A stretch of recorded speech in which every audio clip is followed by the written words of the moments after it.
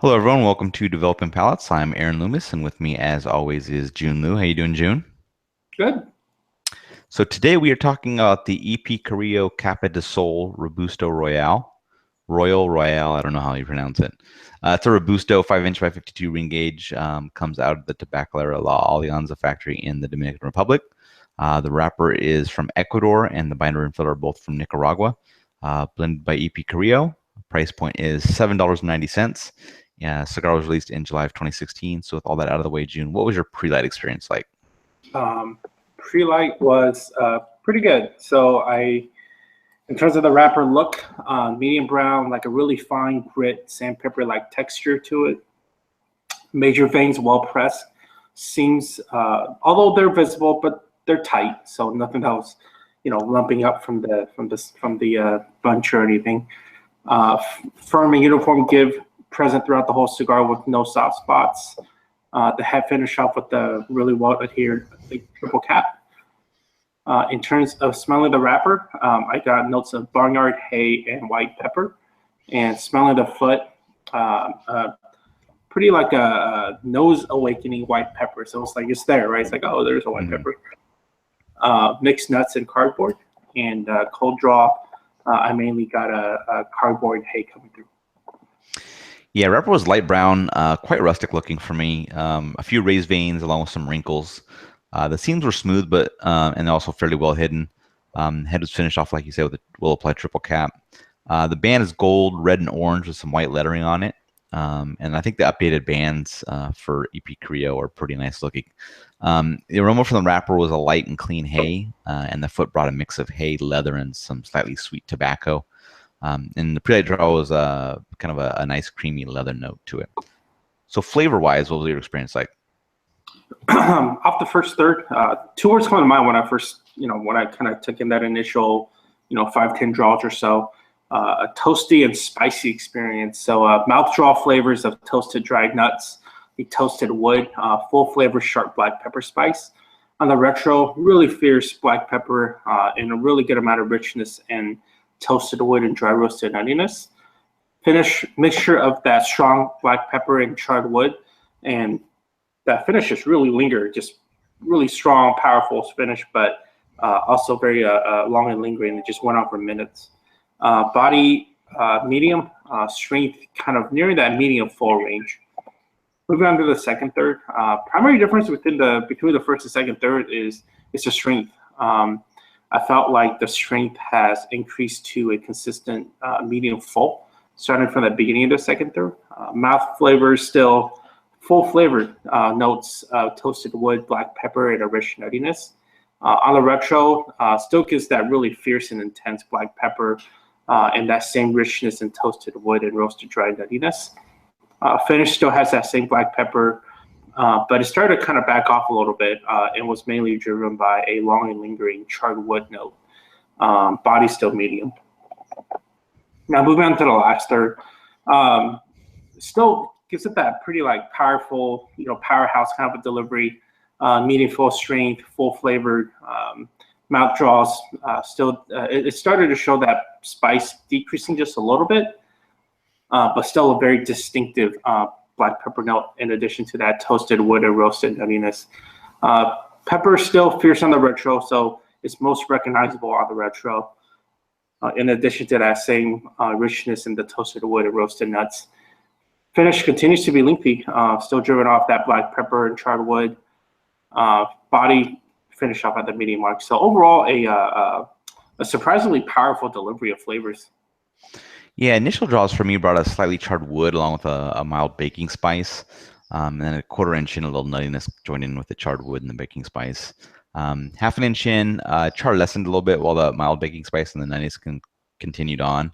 And the retrohale was a mix of wood and that nuttiness. At 1 inch in, the char increased to its original level again, while that baking spice and nuttiness were maintaining their levels. And that's kind of how the first third finished out with. And strength level was right at medium. Getting in the second third, baking spice and nuttiness kind of dropped from the profile, just leaving that charred wood, which carried a slight bitterness to it. Retrohale still carried some nuttiness along with the wood note. And then at 1/4 inch in, that nuttiness returned to the profile, which kind of pushed the bitterness out. 3/4 of an inch in, some cream joined in to the profile that enhanced that wood and the nutty notes. As the third came to a close, the wood, the nuttiness, and the cream were continuing on, while that retrohale gained a little bit of a coffee note to go along with the wood and the nuttiness. And the strength was, again, right at medium. And again, in the final third, a little mustiness entered the profile, kind of mixed with the wood and the cream, and the nuttiness had gone away at that point. 1/4 inch in, wood takes on a bit of a young green profile, and that mustiness still remained there. And then in a 1/2 inch in, that wood lost that young note and kind of went back to that standard profile along with the musty note. And as the cigar was finishing out, the wood again went back to a slight young green note, and the mustiness was continuing on. And the strength increased just a little bit to be slightly above medium. So getting into performance for burn and draw, what was your experience like? The burn was really good. Slightly flowering ash in a wavy burn, but never did an ash drop on my lap without me self-tapping it. So average 1.5 inches. So really good. Most importantly, I never had to touch up the burn to any extent. So very good burn. In terms of draw, I rated a regularly just good. I thought that it was a little loose and effortless for my liking, but the good thing is I rarely focus on the draw, and it didn't hinder any of the experience of the flavors.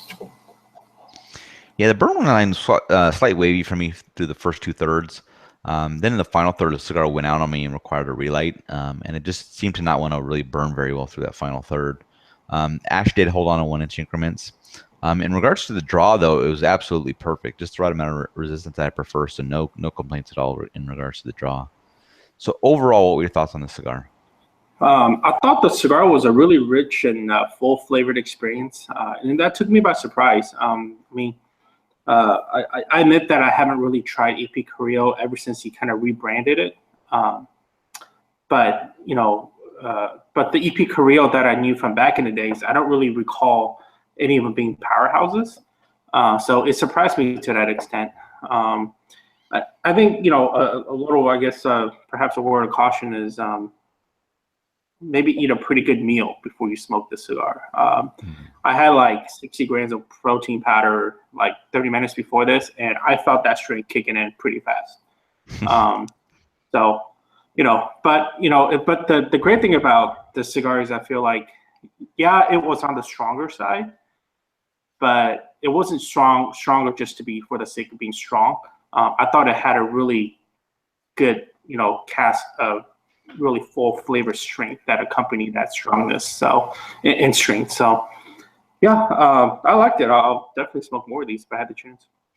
Yeah, the cigar had a core set of flavors. Not much transition for me, but the flavors were good. Primarily woody with some baking spice, creaminess, nuttiness were the accompanying notes. I had some burn issues in that final third, which I think it did affect the flavor a little bit in that final third. But I tend to find that cigars from EP Carrillo do better with a fair amount of time on them, like a year. So I'm kind of curious if that's going to be the case with this cigar, but I definitely think that this cigar is ready to smoke now. It's not something that you have to sit down or anything like that, but I'd just be curious what even more age would do to this thing. I think if you like medium strength and a woody profile, well, medium strength for me, but apparently Jiunn was hammered over the head with this cigar. So, I think it's definitely one to check out. I could definitely see myself smoking more of these. I'm a little bit surprised by the difference in strength profile between our two cigars. Yeah. Usually you and I have been pretty in line with that for the last half a year or so. Yeah. What you need to track down is an EP Carrillo E-Stunner. E-Stunner? By now, you're probably not going to find one that doesn't already have a couple years of age on it. But when those first came out, those were some powerhouses. But I digress. Getting into the scores, we were very close on this. You gave it a 6.80. I gave it a 6.73. How do you think that matches up with your experience? Matches well. I basically enjoyed it. In terms of the flavor offering, I rated it good all across. Overall, good construction. So, it was overall a good cigar. So, yeah, that sounds right. Yeah, I agree with you. We had a slight difference in the final third score. I had mine one level down than yours. We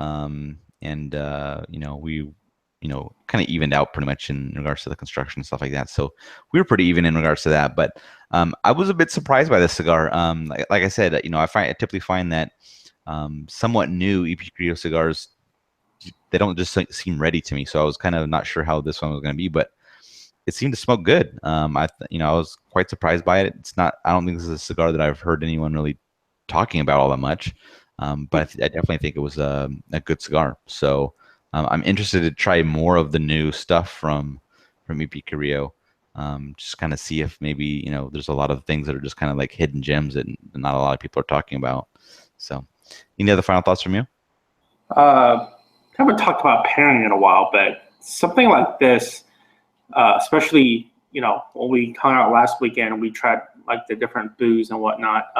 I think something that's so spicy and so like spice and like a toastiness driven will pair really well with like a higher proof whiskey, like a rye whiskey, for instance. Right.